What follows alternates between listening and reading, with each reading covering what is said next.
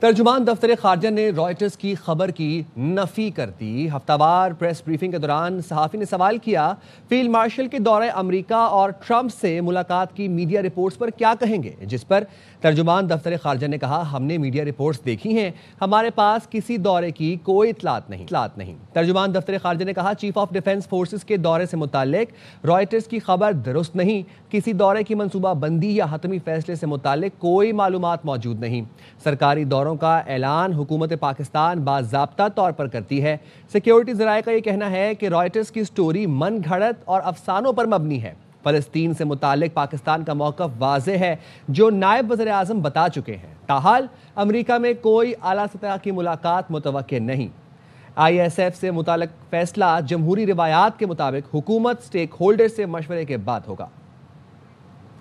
اسی پر بات کرنے کے لیے ہمارے ساتھ موجود ہیں سینئر اینکر پرسن محمد مالک صاحب۔ مالک صاحب، دفتر خارجہ نے رائٹرز کی سٹوری کی نفی کر دی ہے۔ سیکیورٹی ذرائع بھی کہتے ہیں کہ یہ من گھڑت اور افسانے پر مبنی ہے، ہمارے پاس ایسی کوئی اطلاع نہیں۔ آپ کی کیا خبر ہے؟ دیکھیں جی، ایک تو نفی ہوتی ہے، ایک بہت سٹرونگ نفی ہوتی ہے۔ انہوں نے تو یہ بھی نہیں کہا کہ ہاں ابھی کوئی بات ہو رہی ہے، تاریخوں کا فیصلہ نہیں ہوا۔ انہوں نے ایبسولوٹلی آؤٹ رائٹ ڈینائی کر دیا ہے۔ تو یہ بڑا سٹرونگ ڈینائل تھا۔ ہم نے کل بھی خبر دی تھی کہ یہاں پہ تو فیصلہ ہوا ہے کہ پاکستان کسی بھی ڈی ملٹرائزیشن کے اندر، ڈس آرمامنٹ کے اندر نہیں شامل ہوگا۔ پاکستان میکسیمم اگر جانے کا سوچے گا بھی تو وہ بھی صرف مینٹیننس آف پیس کے لیے، پیس کیپنگ بھی نہیں، کہ ایک باری وہاں پہ چیزیں طے ہو جائیں، تمام روڈ میپ طے ہو جائے، اس کے بعد پاکستان سوچے گا کہ پیس کیپنگ کے لیے جائے گا یا نہیں جائے گا۔ تو ڈسارمامنٹ کے حماس کو غیر مسلح کرے یا آپ فلسطینیوں پہ گولی چلا رہے ہو، فلسطینیوں پہ، پاکستان بہت کلیئر ہے۔ بلکہ میں دیکھ رہا تھا، انفارچونیٹلی مجھے لگا کہ رائٹرز کی بھی کوئی آج کل تھوڑا سا سٹینڈرڈ نیچے آیا ہوا ہے۔ اس سٹوری میں دو اور جملے بڑے مزیدار ہیں۔ ایک جملے میں وہاں لکھا ہوا ہے کہ جی پی ٹی آئی کی بات ہو رہی ہے، party that won the most seats. بالکل صحیح بات ہے، میں بھی مانتا ہوں کہ میرا بھی خیال یہی ہے کہ پی ٹی آئی نے ہی سب سے زیادہ سیٹ جیتی تھی۔ رائٹرز وغیرہ جب پہلے سٹوری لکھتے تھے تو انہوں نے لکھا ہونا تھا رپورٹڈلی، ایلیجڈلی یا believe to have won the majority seats. تو آپ کو لگتا ہے کہ تھوڑا سا وہاں بھی نا ایڈیٹنگ سٹینڈرڈ ذرا نیچے آئے ہوئے ہیں۔ اس میں ٹی ایل پی کو بھی لایا گیا سٹوری میں، تھوڑا سا وہ اسٹریچ آف امیجنیشن ہے۔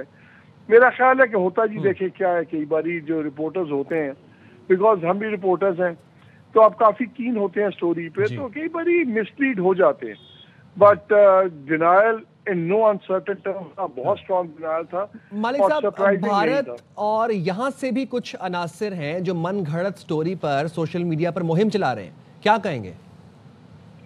دیکھیے، یہ تو بہت بڑا جو بھارت چپتا ہے وہ پاکستان کا جو ریسرجنس ہوا ہے امریکہ ریلیشنز کے اندر، اور بھارت کو جو سب سے زیادہ چیز چپتی ہے ان کے دلوں کے اندر، وہ پاکستان کی فوج ہے۔ ان کو اگر پاکستان کا پرائم منسٹر جا کے لنچ کرے نا امریکن صدر کے ساتھ، اس کا ان کو اتنا دکھ نہیں ہوگا جتنا دکھ ان کو ہوگا پاکستان کی آرمی چیف کا ان کے صدر کے ساتھ لنچ کرنا۔ وہ یہ برداشت کر لیں گے کہ ہمارے سویلین گورنمنٹ کے ساتھ تعلقات بہتر ہوں۔ وہ ان سے ہضم نہیں ہوتا کہ اگر پاک فوج کے تعلقات پینٹاگون کے باہر واشنگٹن میں وائٹ ہاؤس میں بھی اچھے ہوں۔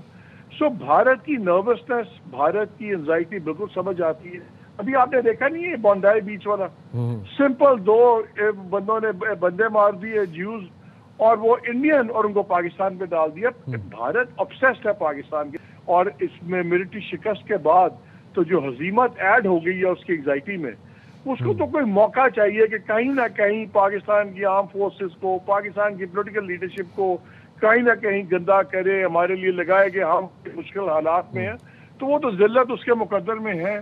So that is understandable. دیکھیے، یہ افغان ویب سائٹ صاحب کی انڈین سائٹس اور انڈین میڈیا پھر ہوا پھر ذلیل ہو جائے گا۔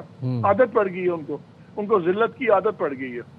ٹھیک ہے، بہت شکریہ محمد مالک صاحب، آپ نے نیوز کے وقت